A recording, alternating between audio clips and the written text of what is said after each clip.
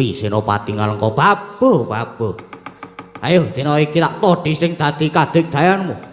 Maju sejangkah tiban tangane Suta paweni kene marganing patimu. Janji ora tinggal gelanggang.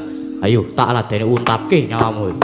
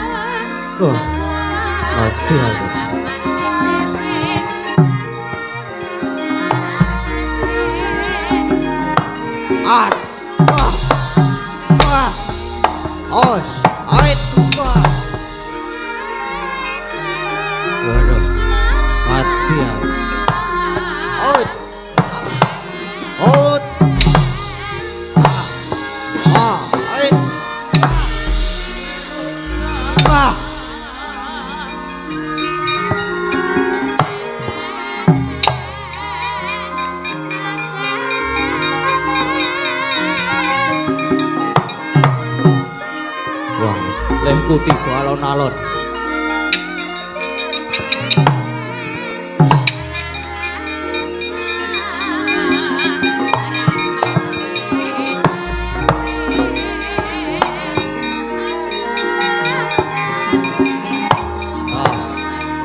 Mut.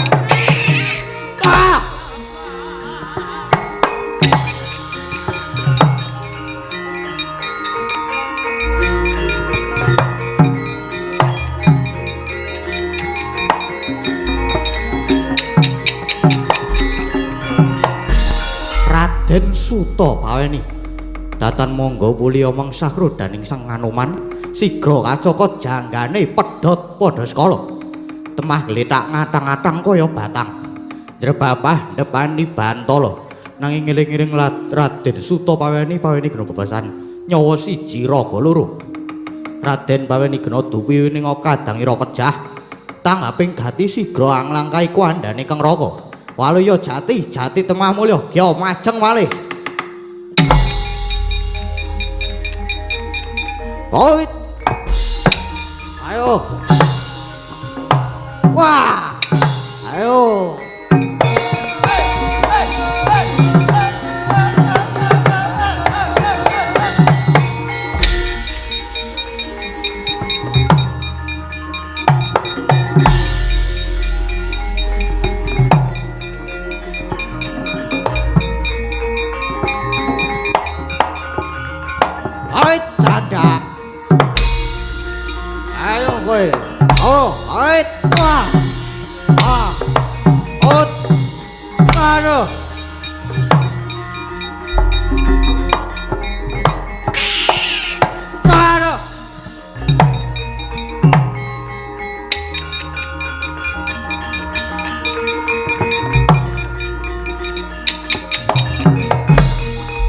paweni geno den cokot dening Anoman pejah tanggaping gati suta paweni sigra nglangkahi kuandane waluya jati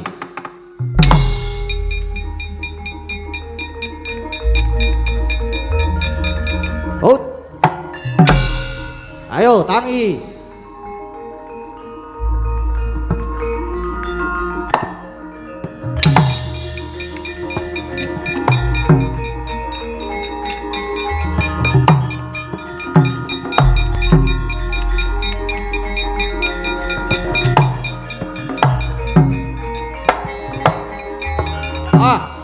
mutiar kowe out aduh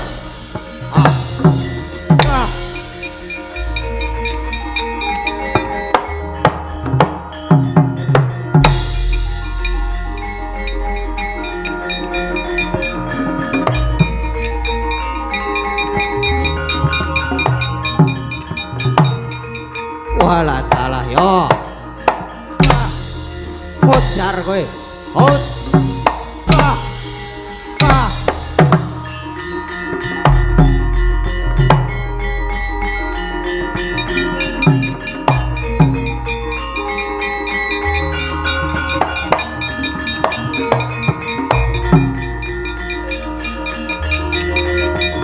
waduh mati aku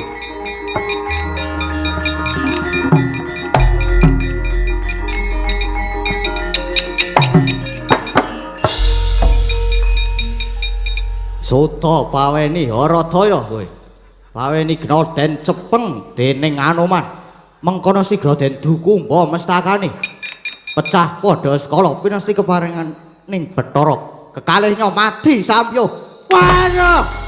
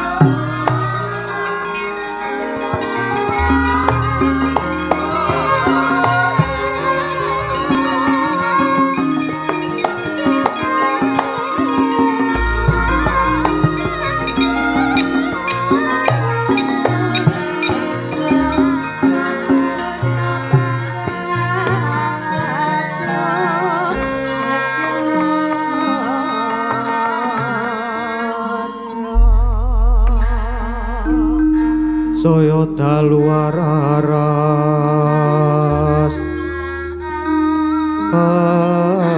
abyor lintang kang kumedhap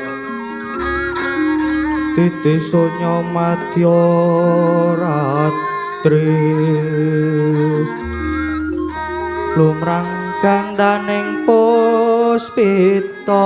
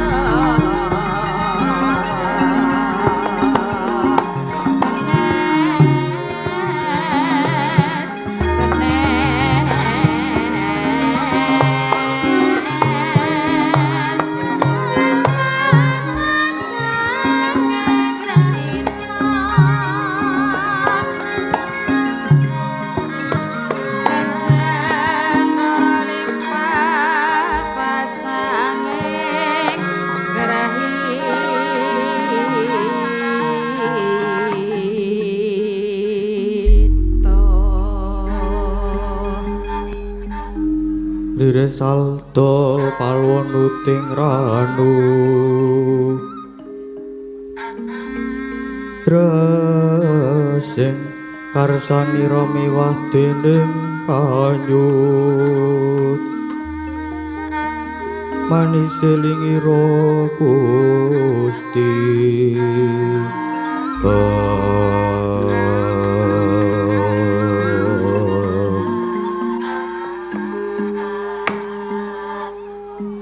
Ngestungkara jagat manik raja dewaku ya bandaku ya donyaku ya amal-amalku Jit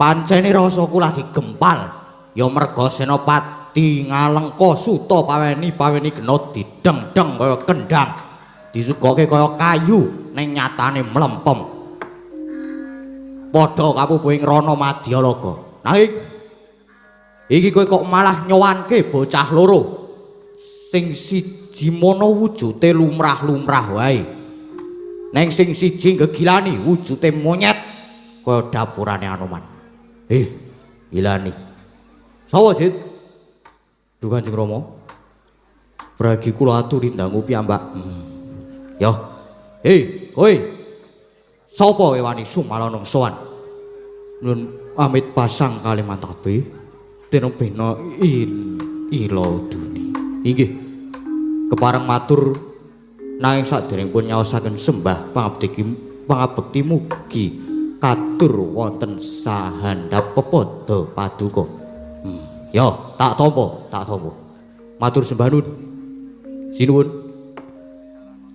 bilih dangu dhateng kula wingking saking dasaring samudra dene nami kula pun Pertala Maryam dene ingkang wujud rewanda menika rayi kula aku ora butuh ngerti ora butuh caturan karo wujude munyuk kowe Pertala Maryam banjur wigatimu sowan ngarsaning ingsun dusinuwun wale-wale menapa sowan kula wonten ngarsa paduka namung badhe ngawawu Sudarma krana manut dawuh pangandikaning Kanjeng Ibu estunipun kula menika putra paduka njeng bumi nata ing Ngalengka sinuwun Prabu Rahwana Raja pramila sinuwun mawantu-wantu ingkang dados panyuwun kula mugi kersa paduka angakeni dhateng kula pinangka atmaja paduka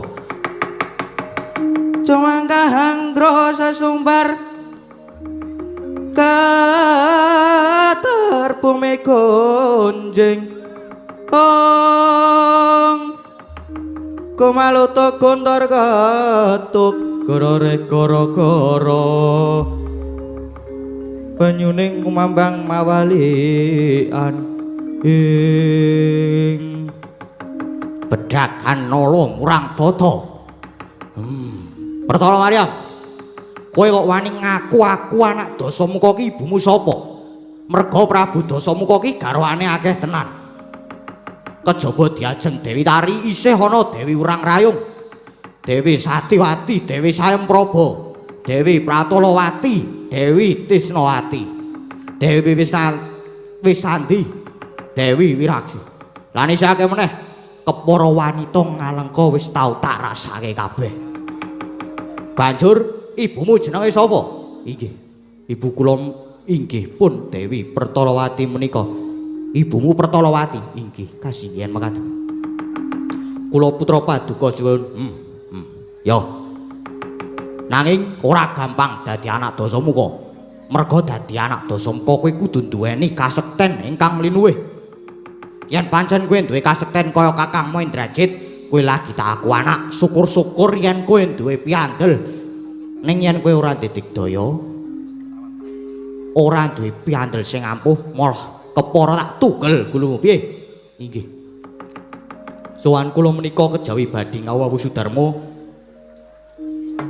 inggih badhe ngetingalaken dhateng kasekten miwah piandel kowe duwe piandel wujude apa menika wujudipun topeng gongso topeng gongso dayane menawi topeng kula nggih menawi kula watek sinten ingkang kula pandeng tentu badhe kalagar dening Agni topeng yen tok nggo Sapa sing tok pandeng bakal kobong.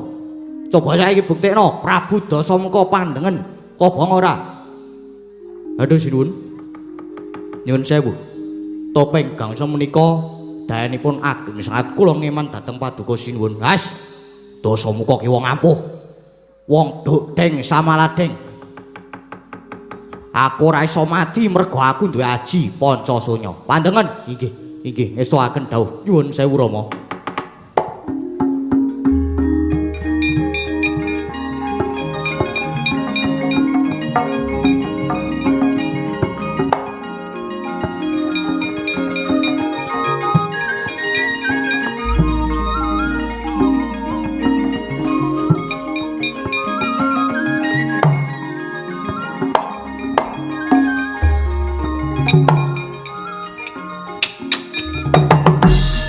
Wah, hei.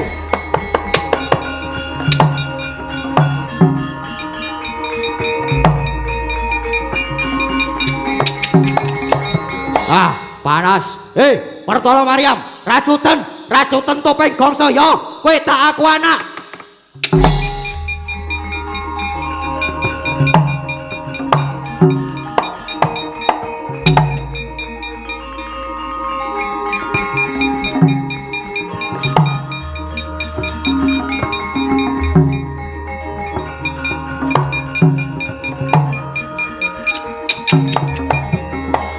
Wah, hahaha, Wertala Maryam.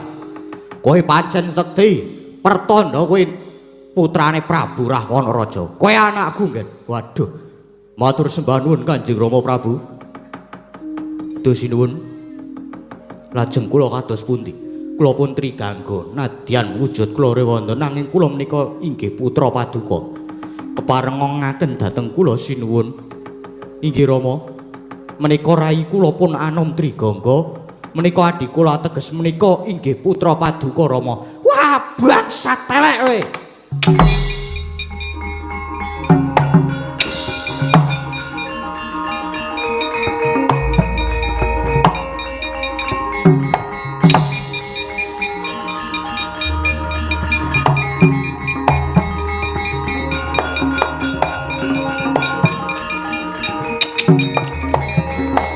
Tang Straweli. Rasudi aku duwe anak munyuk. Aduh. Nanging menika inggih putranipun Ibu Pertalawati. Ateges menika inggih putra paduka Kanjeng Rama. Hei munyuk. Jenengmu mau trigangga. Inggih sinuwun. Wis, saiki ngene. Yen nyata kowe anak Pertalawati, kowe bakal tak aku anak ning ana syarate. Syaratipun menapa Prabu? Gawanen bandane Rama tekan kene gedene kowe bisa nugel gulune kowe bakal tak aku anak. Inggih nyuwun pamit.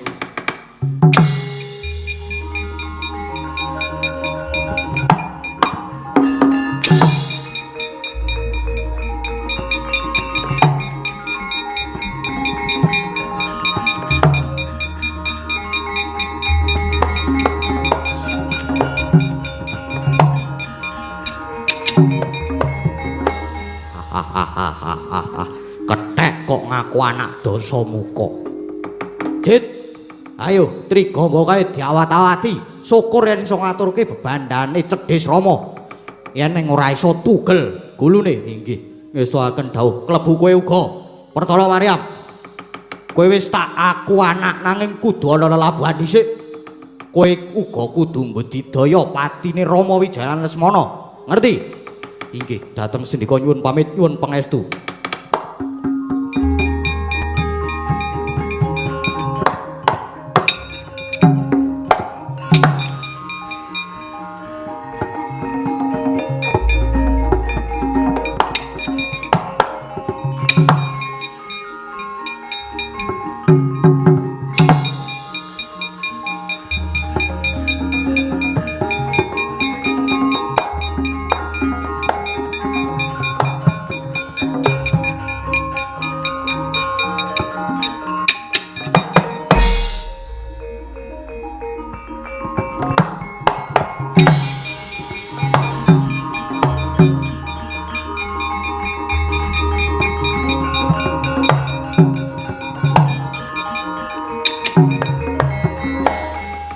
jagat Dewa Bathara.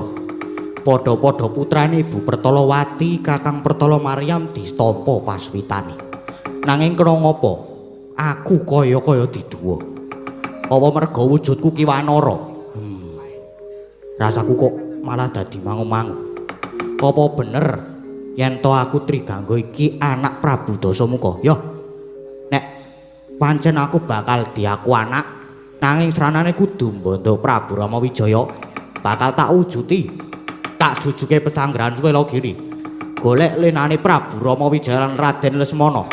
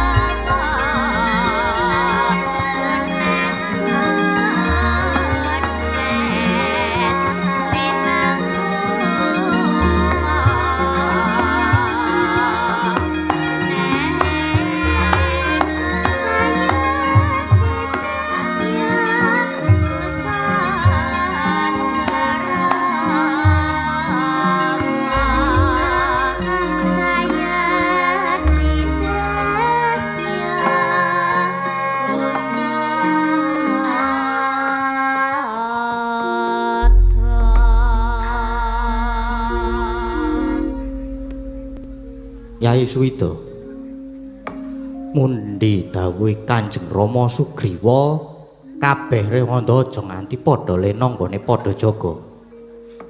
Aja nganti ana laku dom sumuruping banyu lan telik Mangendrajala. Inggih, esuaken dawuh para wanara inggih sami tugur menika. Lah ben lagi watuk aku. Bener kuwi, bener. Bener. Kethek-kethek kok do melek. Merga nek nganti lena, wah, kuwi ya ora apa-apa jane.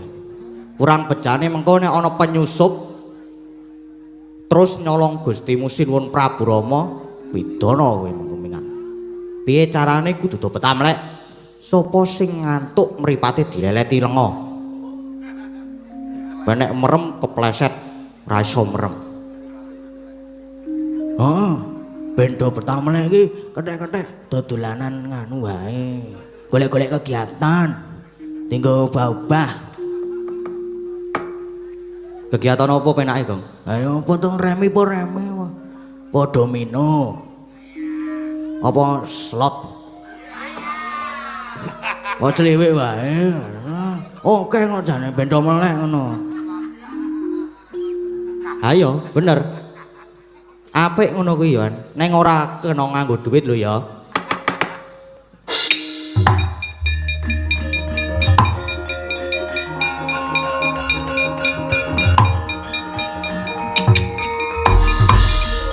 Suwito. Ora sak gedhakan iki mripatku kok kaya mbiyut ya. Wong iki mau ki torok tes. Dlah. Waduh. Sajake yo melu kena Prabawa kuwi mau. Waduh. Kula iki ngaten rasane kok ngantuk sanget. Wah. Wis le Joko gentenan aku tak turu sedelo-sedelo ya. Nggih, monggo. Monggo. Kok ngono kopi? Ora ono. Aku ora ndedet aku. Jan utang wae apa ya?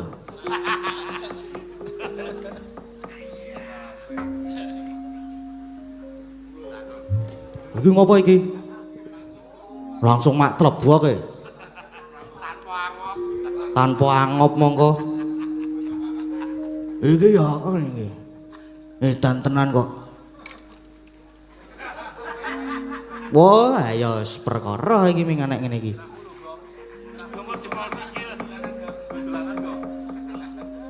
Ora dilatih jempol sikil. Kuwi iki jijiki. Ayo, do turu kabeh iki piye to jane? Mapan, ayo iki.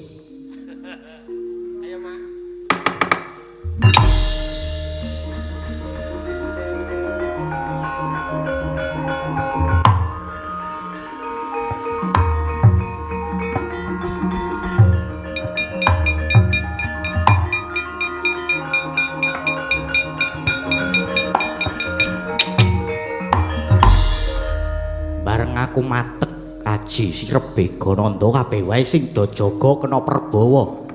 Terus do ngantuk turu kabeh. Wah, di padu nggone Prabu Rama lan Lesmana.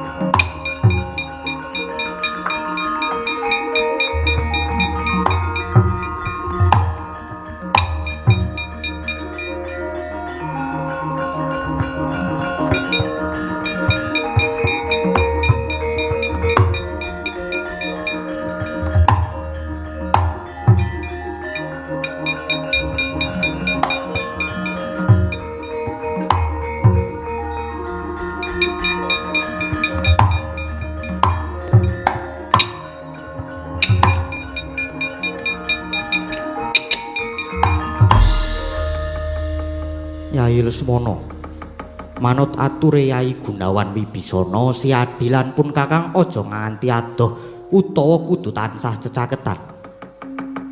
Kasinggihan Koko Prabu kados wonten leresipun kuwatos sing manah Yai Wibisana ngawekani mbok menawi wonten laku dom sumuruping banyu. Mengkono Yai Anoman, kula nuwun wonten timbalan adhawuh Kanjeng Dewaji. Jeneng sira wae aja nganti pegat ing kaprayitnan sira pancen tak keparengake caket kelawan panjenengan ingsun kang supaya angreksa marang kawidadan ingsun. Inggih boten langkung ngestoaken dawuh Yai Lesmana. Ora sak gedhagan iki pun Kakang rasane marupa banget. Satemah mbaliut ngantuk kula kok raosipun inggih mengaten Koko Prabu. Ya wis Yai. Lamun mengkono aja dipeksa, prayogane ketang mung salipan kudu ngaso sarira. Ningkemke netra Anoman. Ingsun nedya sare nanging nggone ingsun sare bakal manjing ana ing Gendhaga. Ngawakane mbok menawa ana bebaya kang nekani sira wae supaya ngreksa nggone ingsun sare. Ngestoaken dawuh monggo kula aturi sare sinuwun.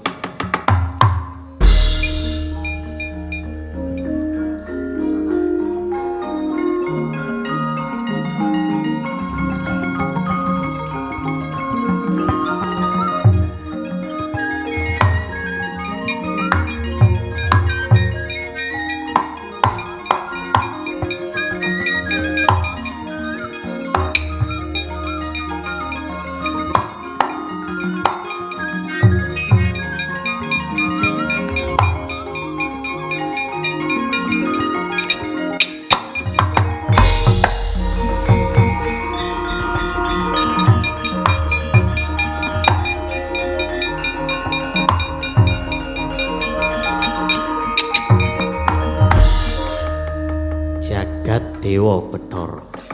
Nadyan mung kedhawuhan ngreksa sembahku nggone padha saring gendhaga nanging kok rasane ora karuan. Mripatku rasane kaya dibandul. Ngantuk banget. Ya. Yen mung turu salipan wae tak kira ora dadi ngopo. Sing baku nggonku turu ora ados kok gendhaga iki. Wah.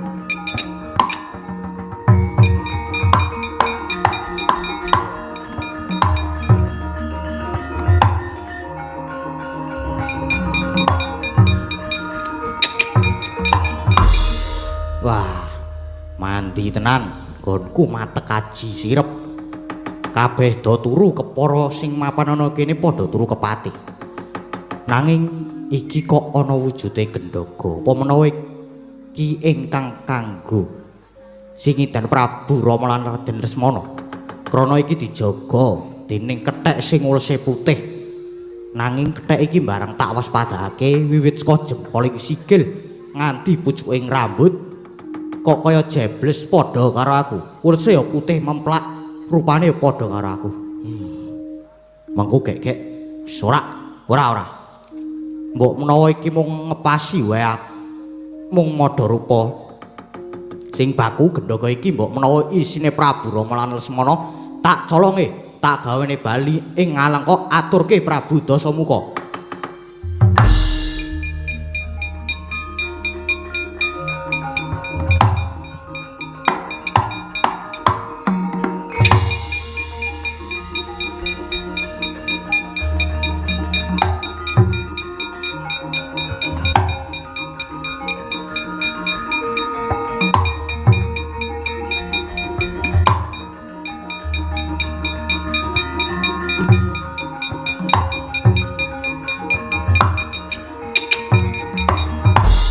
Weh lah dalah.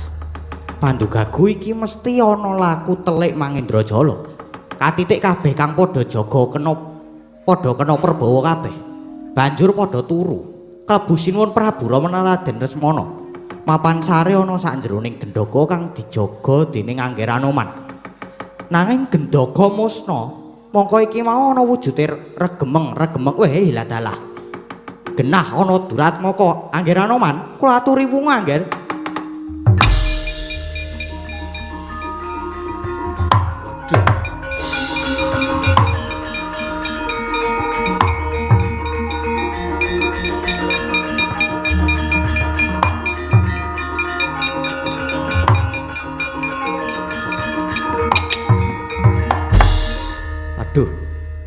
Pawan Wibisana nyuwun pangapunten ngantos keturon iki.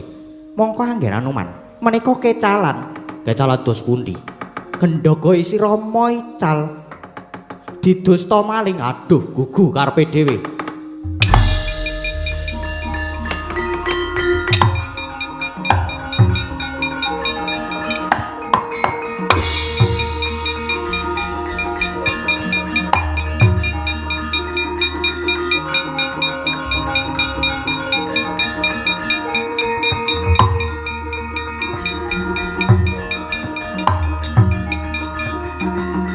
Sirahmu. Waduh.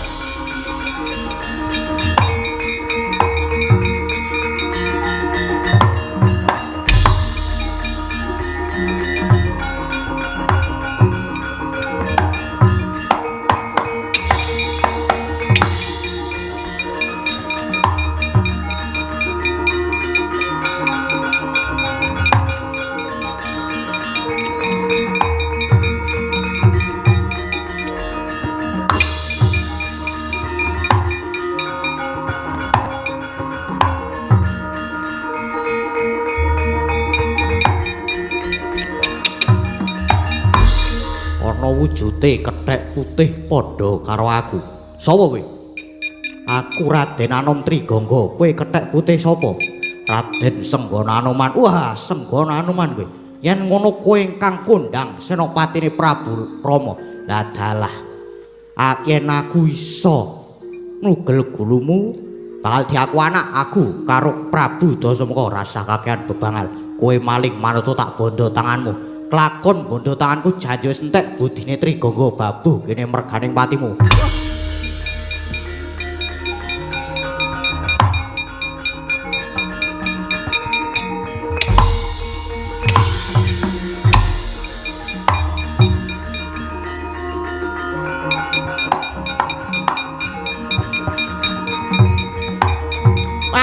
Dalah.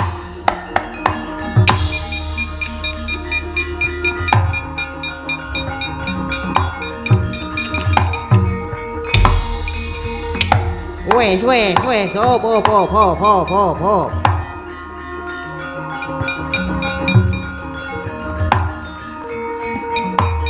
Sare.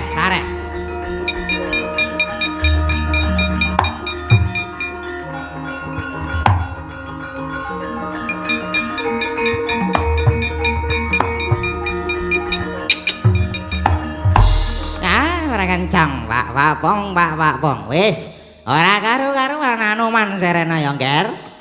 Pukulun sampun dipun penggak menika kethek murang tata. Aja dipisah kepiye?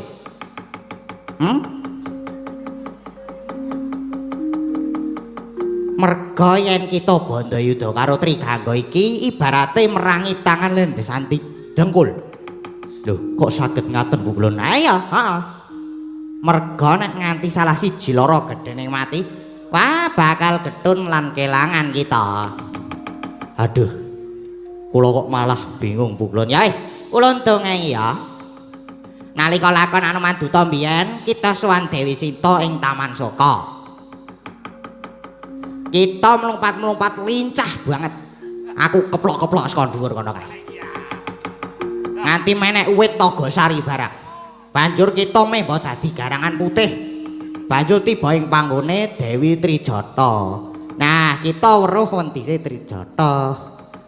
Wentis menika? Wentes ki pupu. Kita weruh pupune Trijata sing putih mulus ngono kae. Banjur kama kita korup. Kama menika? Nek ora ngerti kama ya banyu putih. Kama korup sawung sing kita masrahke kalpika marang Dewi Sinta. Banjur kita mabur lah. Kama kuwi mau tiba ing samudra ditemu dening Hyang Baruna. Banjur diupakara dadi bayi lanang nuli dipasrahke marang Dewi Pertalawati. Banjur dijenengi Trigangga. Dadi Trigangga iki isih turasmu isih anakmu Anoman. Aduh, anakku, Nger.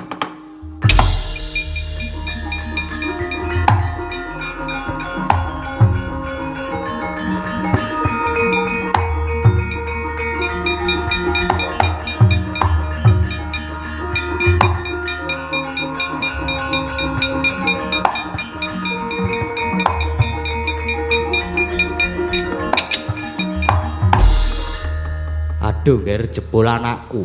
Mula kok kabeh sarwa jebles. Inggih Rama. Lepatipun ingkang putra nyuwun pangapunten lan pangabdi kula kok mugi katur Rama. Ya Nger tak tampa gawe bombong. Pukulun kula nyuwun pangapunten. Ya mbok ya dadi ngopo? Mulane besok nek iki sing ati-ati. Ora kok njok jembabasan kaya ngono ki. Tujune dot durung bapak bucik. Trigangga.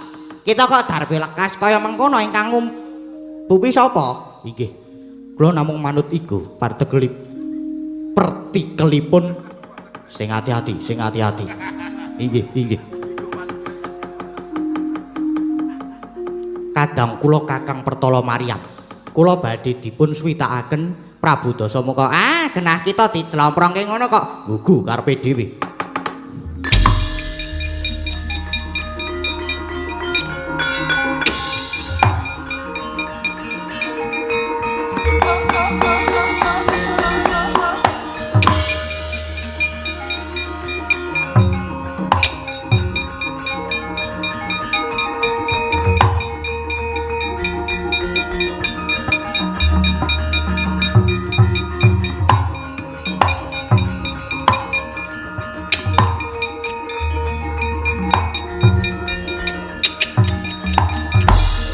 putih genah senggana Anoman iki ya kowe sing jeneng Pertala Maryam kowe sing wis ndeloproke anakku Trigangga wis kejoderan saiki lelakone wis ngerti saiki yen Trigangga sejatine anak Anoman kepara saiki Trigangga malah manunggal karo kethek-kethek dadi balane Rama Wijaya ayo ndi Rama Wijaya tak ning gugating sirahe nyo tampanono ayo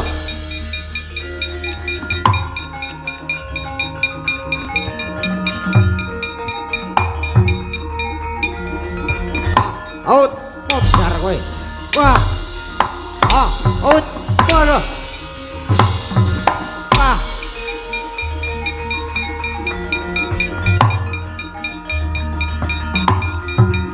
out wah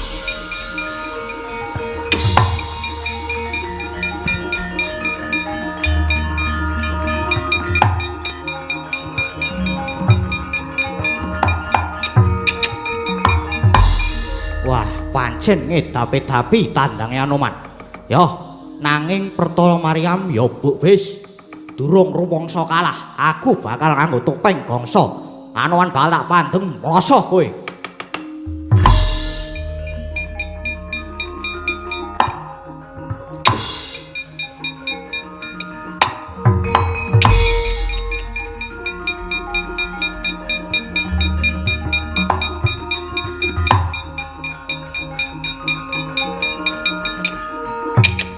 wah ayo wah isih maju meneh kowe sing kalah woi Sodik lali aku ayo ndi kadigdayanmu Anoman bakal namani nyoh tampanono wah ayo sabato kowe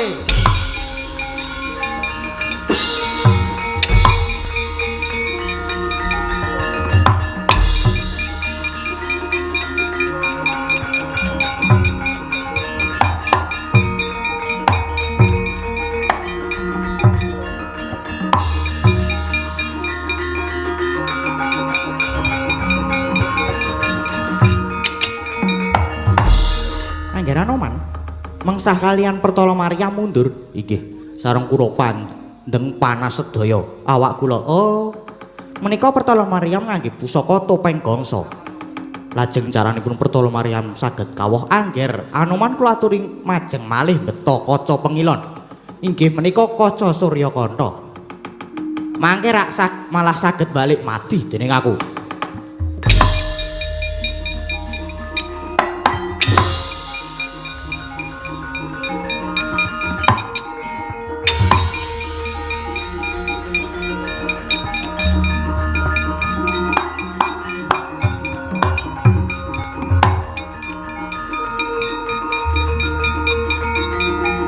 wah mati aku wah wah wah